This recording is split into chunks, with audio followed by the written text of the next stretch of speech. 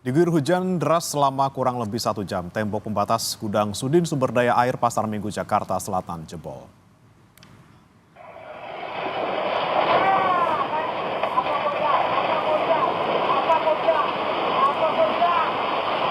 Tembok sepanjang sekitar 6 meter roboh dan membuat air meluap dan menerjang rumah dan kendaraan warga.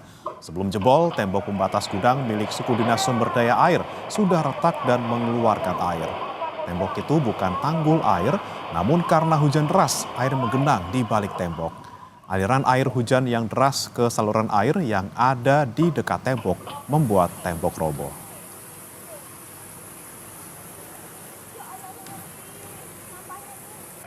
Harusnya bang. Nah itu mobil terhenti setelah nabrak apa atau kehalang nabrak apa? Bang? drum batu, jebol batu itu, tembok-tembok batu, jadi nggak kuat nahan, tinggi air makin tinggi ke bawah, tertahan sama rumah dekat musola ini. Oh, ketahan tiang tadi. Tertahan Bang? tiang tadi, alhamdulillah masih ada masih ada kesempatan untuk dibawa untuk rapi-rapi untuk menahan banjir dari mobil tadi untuk menahan sampah-sampahnya.